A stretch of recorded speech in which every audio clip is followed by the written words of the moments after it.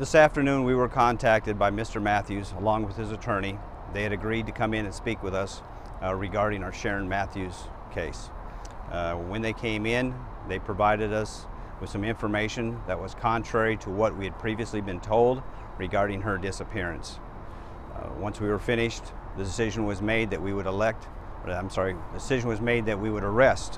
Mr. Mathews on the charge of injury to a child.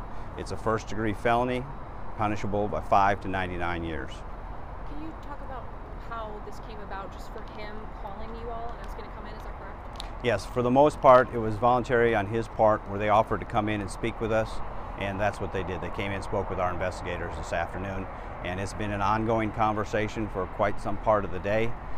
Because it is still a continuing, ongoing investigation, I can't get into the exact details as far as what he told us, but what he did tell us was contrary to what we had been previously told back on October the 7th when Sherin first came up missing. Okay, so this milk story, not true anymore? Is that not the same story that he gave you today?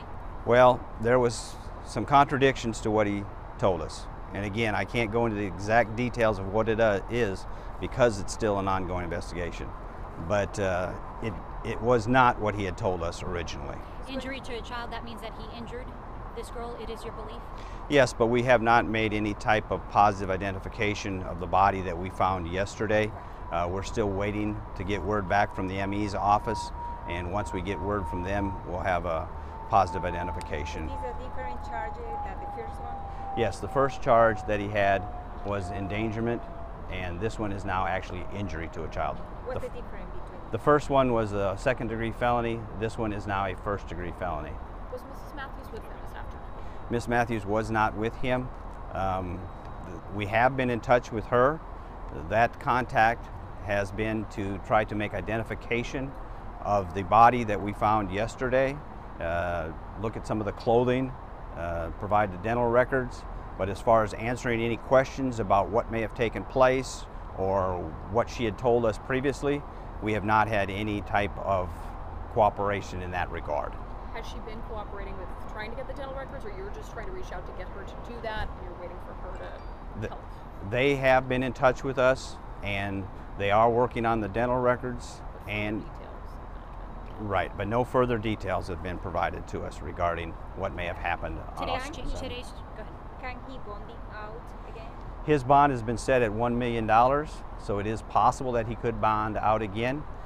He is in custody here at our Richland City Jail right now. I do not know when he will be booked in, but we're awaiting that. In today's difference in the account, some differences, is there any change to what Cindy was doing, sleeping at the time? Well, again, that would be some details that we really can't get into, but I can tell you that because this is an ongoing investigation, you are likely to see some additional work being done on it. There's the possibility that there may be additional arrests, and there may be some modifications to some of the charges that you see right now. Does this new information from Wesley match up with some of the investigation that you've been doing? Right, we have been able to kind of go through what we know as fact, match that up to some of the stuff that we're now being told. And in that regard, yes, we've been kind of able to connect some of the dots, but there's a lot more work to be done yet before we can say we have a good grasp of everything that took place. So is it fair to say that this investigation has moved now away from this tree 100 feet from the family's home to this culvert on the other way?